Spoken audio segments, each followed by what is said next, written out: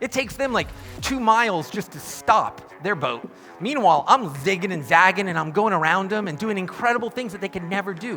Why? Well, because we spend so much time talking about optimizing mass. Our next guest is a very energetic one. He believes in the Ruby community and in Rails. He's been in SaaS for a long time, and I'll let him tell you all about it. Tom.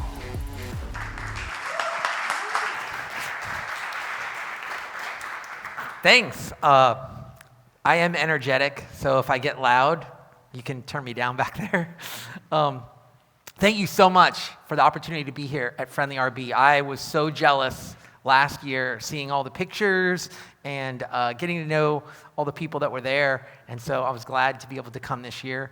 My name is Tom Rossi, and I am with a company called Higher Pixels that I started in the early 90s, and I just wanted to share some of the things that we've learned over the years of building products. How many people here either work on a product or like you have a product that you're building on your own? Just to get an idea of how many people are interested in this topic. Okay, good. Just making sure. All right.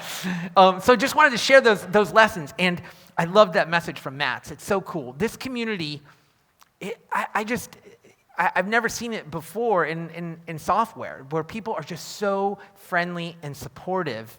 I remember when I first got into it. So I originally was like a Microsoft guy, and when I got into Ruby, I remember joining IRC, right? So I'm old enough. Is IRC even around? Do people use it? But there used to be an IRC channel, and I would just go in there and I'd ask the stupidest questions. And people were so nice, like to explain, So anyways, I love this community, and I really just want to be able to give back and see if there's anything that I can offer to help. And so my company, Higher Pixels, I started it bootstrapped the company in the mid-90s and did client services work. So basically people would hire us and we would build software for them, then we would deploy the software, and then we'd go get another customer. We'd build software, we'd deploy it, then we'd go get another customer. So you can kind of see where this is going. Grew the company up to about 20 people, and we were doing great, working with a lot of different people building products for them, deploying it for them. And this is before SaaS. Nobody was talking about SaaS. This is before Rails. This is all Microsoft ASP. Does anybody remember ASP? And then eventually ASP.NET. Okay, so that was the world that we lived in. And then September 11th happened in the US, and it just devastated our business. Like, nobody wanted to spend any money because they didn't know what was going to happen. Everything that we did was optional, right? That we were building software that they could wait. They could wait a year to do it. But I'm sitting on a staff of 20 developers. I got to keep them busy. Like people that I've care about, that I've pursued, that I've recruited, that now are part of a team. And so what we had to do is we had to do something. So that was when we built our first product. And it wasn't necessarily, to try and make money. It was because we had to keep busy while we were hoping that the business would come back. Well, the business never came back. But we built this product. We built our very first product. Again, nobody knew what MRR, nobody was talking about churn and anything like that. But I'm watching, and this product, it's making a little bit more money every month. More people are signing up and using the service. And I'm like, wait a minute, this is kind of a good thing. Now, it went from 20 people to 1, okay? And this is before a one-person framework, so that kind of not great.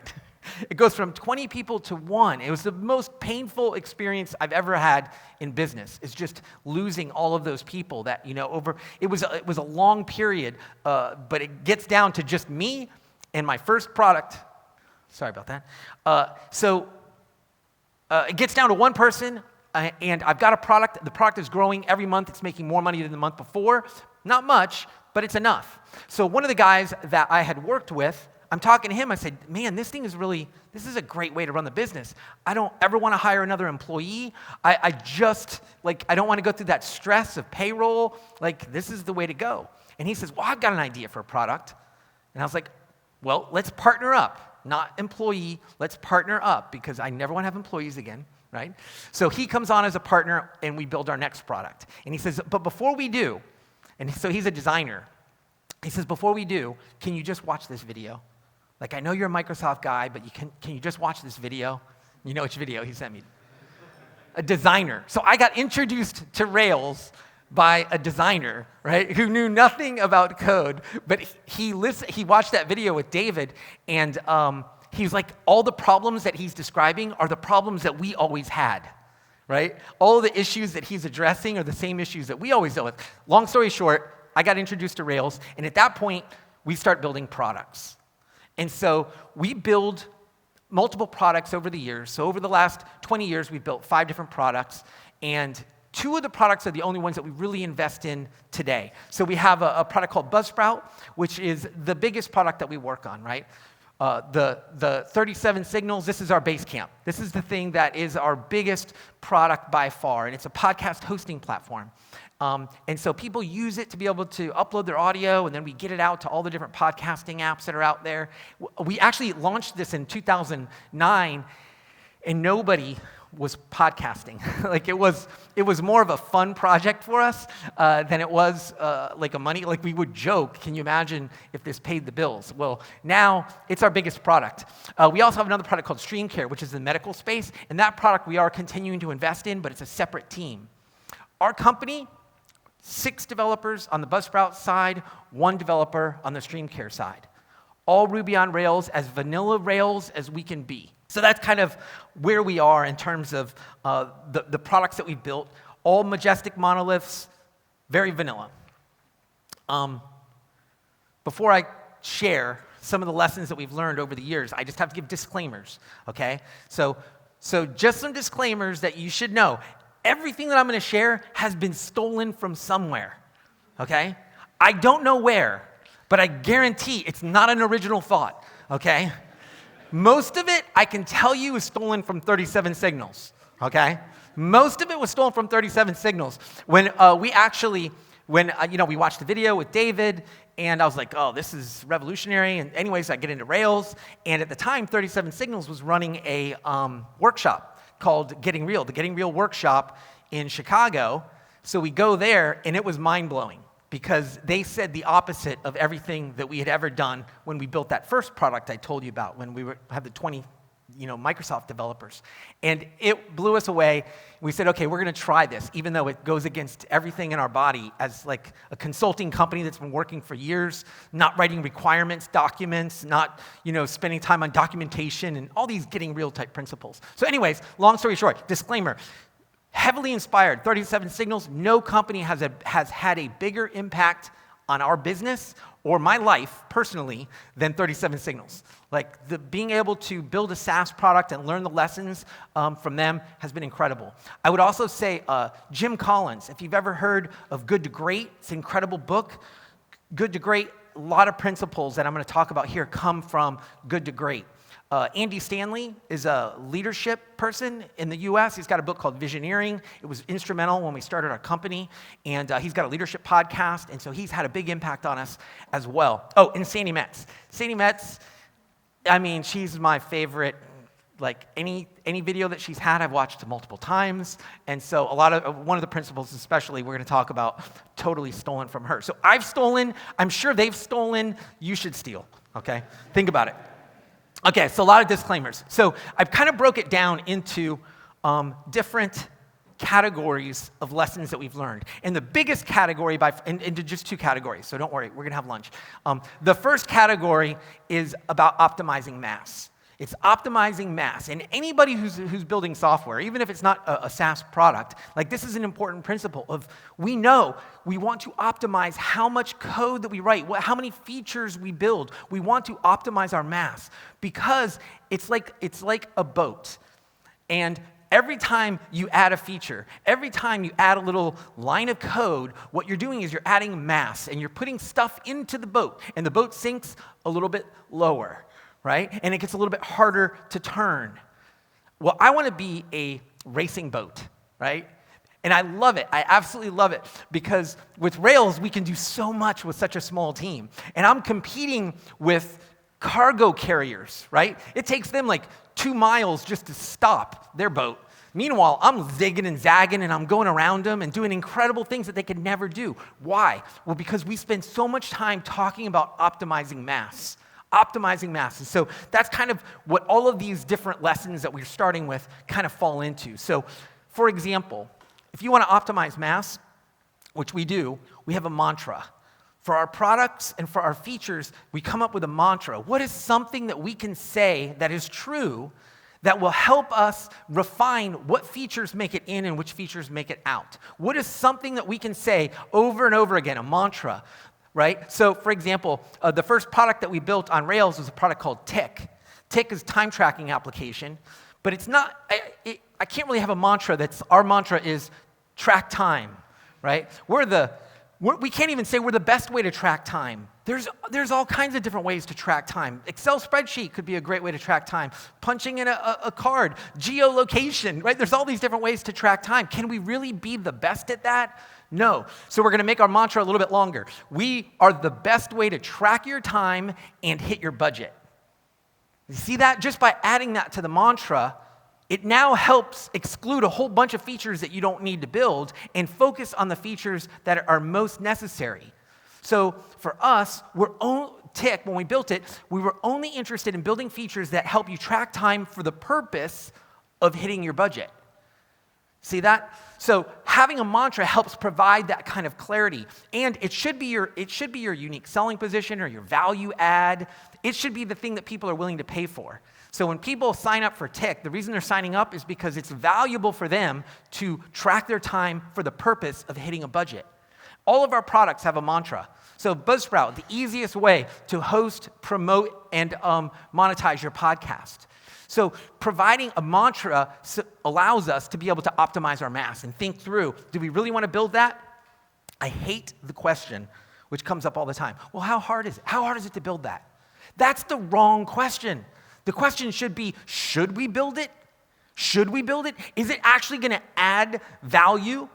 Is it actually going to make that mantra more true by adding that line of code, by building that feature? Oh, but it's easy. I don't care if it's easy. Once you put it in the boat, I am never going to get it out, right? We all know that. You never build a feature and then your users go, no, it's cool. You can get rid of it. Yeah, I don't need it anymore.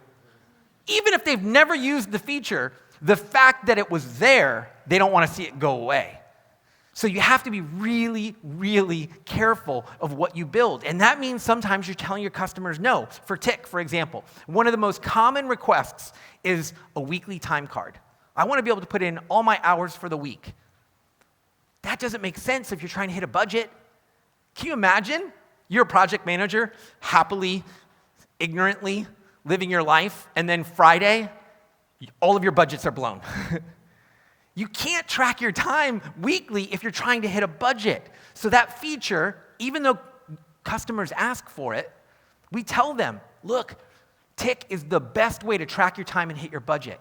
So we're not going to build that feature because you'd blow your budget, right?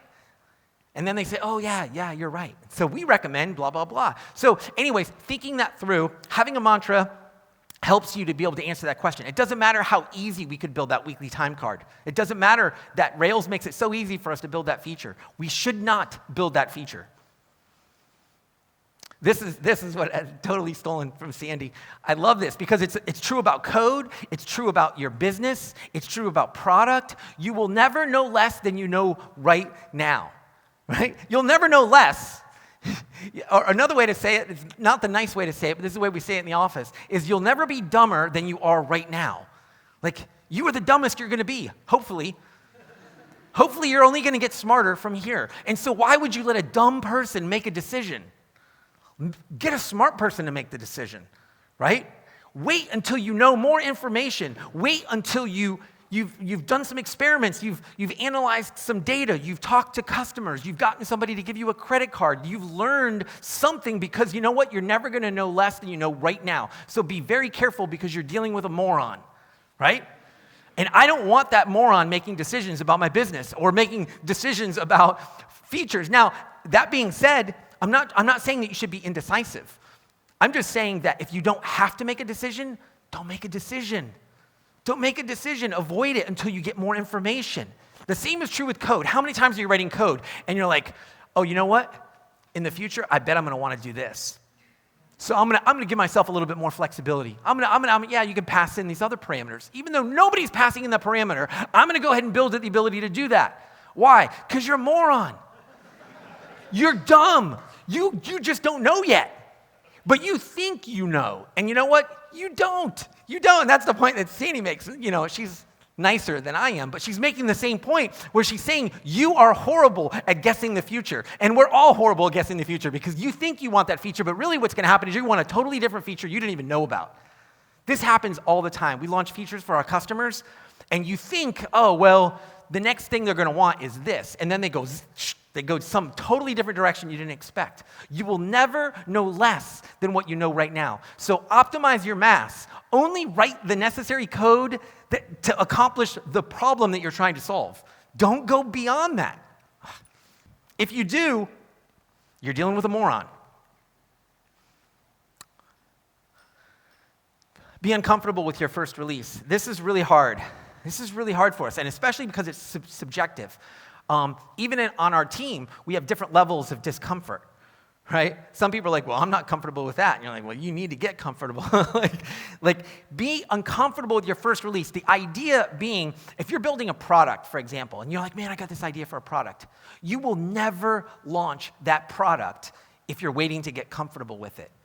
Oh, I just need a couple more features. I just need a couple more features. You will always say that. One, because we're builders and we love to build features, right? But one is you don't know. You can apply that principle. You're only going to get smarter. So get that product out there. Same thing is true with a feature.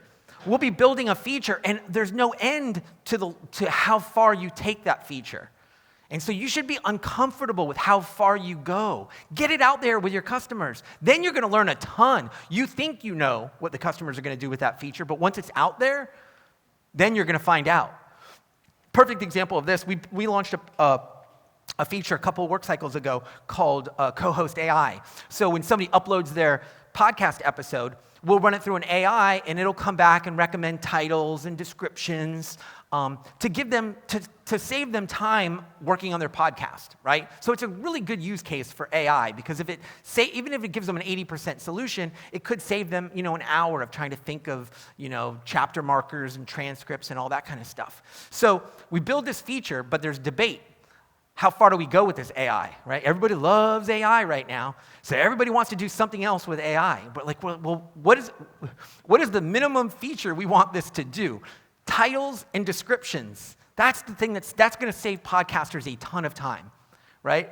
So that was the first release. But we knew, we were debating all these other things. Well, sure enough, we rolled it out, and then the customers started asking for that. Well, could you give me a social media post? Can you give me a tweet? Can you give me something that I could share somewhere? So, okay, now I know way more than I did before I deployed it, because now I'm hearing it from actual customers, and it's on point. It's part of our mantra, is that we want to help people. We want to help them start podcasting and keep podcasting. That's our new mantra, by the way. Start podcasting and keep podcasting. And so by allowing them to save time, we're actually going to help them keep podcasting because they get to do the things that they love and less of the things that they hate, which is all that little title and description. So anyways, they start writing in for this. Well, good news. Rails, I can build that feature. So the very next work cycle, we added all the features that we had heard from our customers. One, we knew that they were willing to pay for it because it cost money. We knew that people were willing to pay for it, so we were willing to invest more in the feature, right? So we'd learned a ton. We also knew what they wanted. We knew that they did want those social media posts, that it did kind of support the idea that we should build that feature. So the next work cycle, we rolled it out. And you know what? Those customers were so happy. I think they were happier than if we had launched the feature originally with all that, because they asked for it and then they got it. So, they act like, oh, I'm the one that brought this feature to Buzzsprout. Not really, but okay, we'll let you believe that. But there's something there. Be uncomfortable with your first release. If you're too comfortable with it, you overbuilt it. You went too far. Let your customers tell you. The next thing we're going to talk about, run experiments. Learn something. When we rolled it out, it was an experiment. We didn't know how much were people willing to pay. So in order to do the AI, it's going to cost money. I've got to run it through an AI processing. We've got to charge for it on top of they're already paying you for hosting. So we did it like $10 a month. Are people really going to pay for that? We need to run an experiment. You want to minimize the amount of effort in building something that's just an experiment. So sometimes, I love this. We do this a lot. I think as Rails coders, we love to build stuff. But sometimes we build stuff that we don't need to build because we just need to run an experiment. Wait and find out, do you need to build this thing? Okay, I'll give you a perfect example. So Buzzsprout, years ago, we were debating having an affiliate program. There's a guy on the team, and that's his job is marketing. And he's like, oh, we need to have an affiliate program. So of course, we as Rails developers were like, okay, model, affiliate, has many, all this. We start thinking about code. No, screw that. Let's run an experiment, Mr. Marketing Guy. How many affiliates do you have? Oh, there's going to be hundreds. Do you have hundreds? No, but I'm going to have hundreds. Okay, well, why don't we do a Google form and people sign up to be an affiliate? And then we'll manually track these affiliates. We did that for months. We didn't write a line of code. I love, there's a quote from Elon Musk. He said something like, the best part is no part. The best code is no code, right? All we did was hook it up to a Google form. But for months, that accomplished what we needed to do, and it was an experiment. It validated the concept before months later, we came back and we actually started to build out the code. We said, okay, now let's build out an affiliate program. We knew so much more about how the affiliates were going to work. Are we going to pay them with cash? Are we going to give them a credit? Are we going to give them an Amazon gift card? We experimented. It didn't cost us anything because it was just a Google form. Like, send them whatever you want to send them, right? Let's try it and see how it works. So run experiments. I think that's something that can really help you optimize your mass. Don't build out a feature without running some experiments to figure out, is this something worth building? Don't solve problems you don't have. Don't solve problems you don't have. Especially I feel like the smarter we get, the dumber we get, right? We start to learn things, and then we start to see them everywhere. And so we prematurely optimize our code. We prematurely solve problems that we may never have, right? And the most egregious example of this, so I told you I went to that Getting Real workshop in Chicago, and 37 Signals wasn't, as well known. SaaS wasn't as well known. I didn't know David other than I watched his blog video. We're sitting at lunch, and I'm a Microsoft kind of database snob, and I make a comment about how, Active Record, you guys use an integer for the primary key? Like, what's going to happen when I have millions of customers? And David is like, do you have millions of customers? And I'm like, no. But, I'm going to. And he's like, well, wouldn't that be a great problem to have? And so this quote you'll hear in our office all the time, wouldn't that be a great problem to have? Wouldn't that be a great problem to solve if this feature becomes so popular that I need to worry about coming up with some type of caching infrastructure, or I need to come up with some complicated mechanism to be able to do it? Now, okay, let's remember that they actually did run into an issue with the integer column. But yeah, don't solve problems that you don't have. Don't prematurely optimize. Don't spend time on hypothetical problems when there are real problems to solve. We'd never spent any time. It sounds like I'm bragging, but it's really stupid, right? Like, we spent no time worrying about scaling Buzzsprout. We spent no time thinking about CDNs. We spent no time thinking about caching. None of it was in there. Nowhere. Like, again, when we built it, no one was podcasting, so we didn't know how big this was going to go.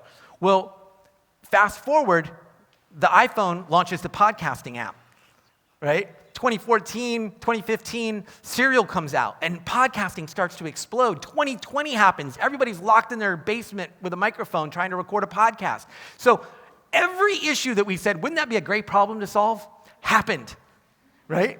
But we were in a great spot to solve it, right? I hadn't spent any time thinking about caching and CDNs and all this kind of stuff. Well, now, one, I've got money to pay for it. I can hire an expert.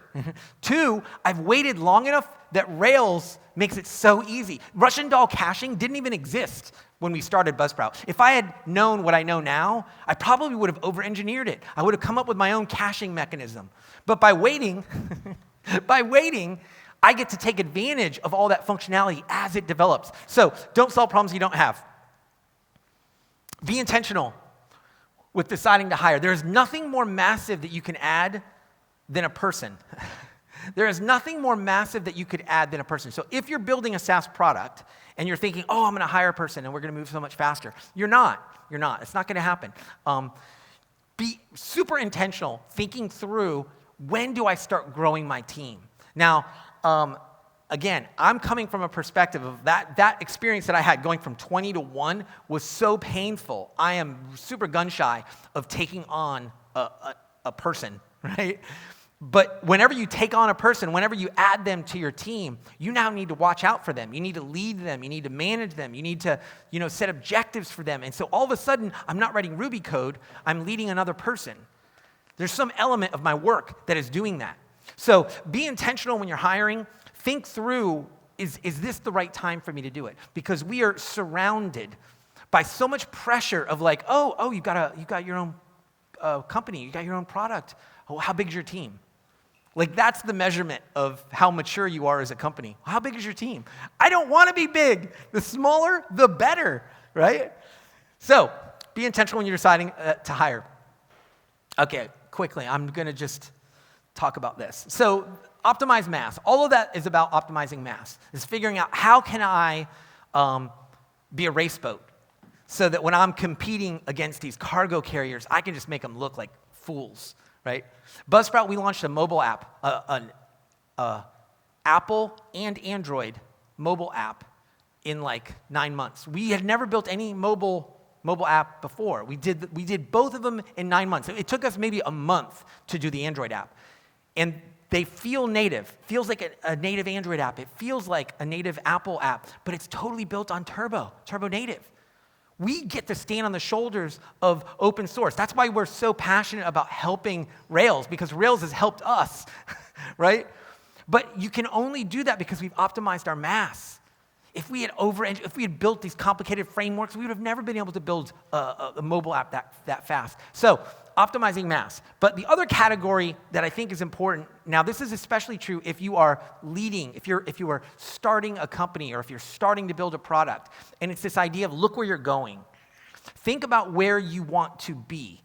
I like board sports like surfing and electric skateboard and stuff like that. And when I was learning to snowboard, there was I was out at a restaurant and the waiter was a snowboarder instructor. And kind of joking, I was like, hey, what's one piece of advice you could give me that would help me learn to snowboard? And he goes, look where you're going. And I'm like, But then the next day when I went snowboarding, I realized I'm not looking where I'm going. I'm looking at my feet. I'm thinking about the mechanics of my weight, and I'm thinking about my toes and my heels and where am I, and I'm not looking where I'm going.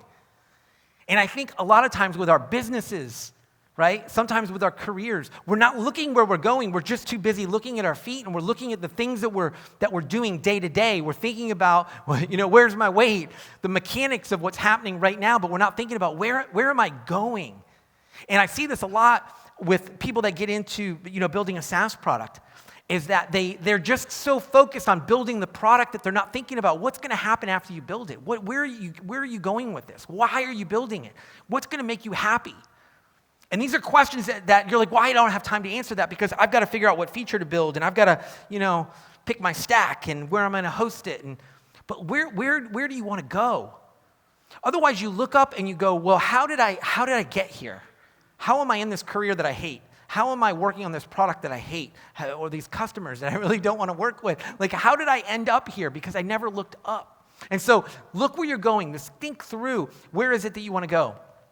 And real quick, it's 28 minutes, maybe one or two more lessons. Okay, so along this line of look where you're going is define success. So figure out what success is going to look like for you. A lot of times, especially in this space, people look for an exit. They're like, I'm going to build something and I'm going to sell it. And so what they do is they think, well, the big thing for me, give me a thumbs up. Yeah, the big thing for me is I just want to build it and then I want to sell it. And so what they'll do is they'll say, you know what, I'm going to work really hard, and I'm going to neglect my family, and I'm going to neglect my kids, and I'm going to neglect all these, but don't worry, I'm going to make it all up for them, because once I sell it, then we're going to go live on a beach somewhere. It's like, there's an ancient proverb, like, hope deferred makes the heart sick, right? Like, if you were deferring your hope, well, in the future, I'm going to hope for that, but right now, I'm just going to do this. I mean, we've all seen it play out. We know that this isn't true, but we're too busy looking down and not looking where we're going to think through, well, what is success going to look like for you? So spend the time to think about it. I remember, before Buzzsprout was big and we had 5 products, it was super fun. Like, we would go back and forth between these different products. And we had a team, maybe there was 3-4 developers, small company, but like I get to do what I love. I got to write Rails code, and I enjoyed the products that we worked on. And I remember I went on a podcast, and this guy was interviewing me, and he was so interested in how much money we made. We don't even share. Internally in the company, we don't share how much money we make, because that's not how we define success, right? What you should know as an employee of our company is that we're healthy, that we're profitable. You need to know that for sure. But I don't want you fixated on how much money we're making. So anyways, I'm on this podcast, and it's like very diminutive. Oh, you're a lifestyle business. Like, every business is a lifestyle business, right? The only question is, what lifestyle do you want? The problem is, if you don't define what success looks like, that lifestyle is going to be defined for you. So look where you're going, define. What is success going to look like for you? Be intentional about culture. And software isn't, let me tell this one. Software isn't all software. So the idea here is we learned way too late that, not too late, but years into it, we realized that software isn't all software, that all of our emphasis was always on building features and what the next thing is, rather than marketing, for example. As a developer, we hate marketing, or I hate marketing. I don't like thinking about it. I just want to go build something. I don't want to go figure out how to get in front of new customers or how to get my message across. But it's really important. It's really important. If you're going to look where you're going, you have to look at, how am I going to get my message out? How am I going to get customers to come in here? That's one thing. Another thing that we learned was customer support. Oh my gosh, this happened by accident, but our support just got better and better once we kind of decoupled it from me and the other founders, because we were the ones that were doing support. And it was like, you're coding, ding. You're like, oh, crap. Forgot password, really? You still don't know how to do that, okay? And then you go back to code, right? It was always a distraction, and it wasn't the main thing. But then we started hiring, finally we hired somebody that was doing support, and they grew a support team. The support team is the biggest team that we have at Buzzsprout. It's bigger than our developers. And the reason is because we learned that it is a marketing feature. Our customers, first of all, they love us, and they tell everybody about us. So by building out this whole other team that wasn't software, we ended up growing our business in a way that we wouldn't have expected. So thinking through, there's more than just software. There's more out there than that. Be intentional about culture. Maximize happiness, not profit. I think we understand this as Rails coders, right? That happiness is a big thing. That's why we chose Rails. That's if you're going to index on something, if you're going to say, how am I going to measure the success of my business? Think about happiness. What's going to make you happy? Maximize that. Don't maximize profit. Profit isn't necessarily going to make you happy. And that's it. Thanks for listening. I hope that helps some way. Thank you.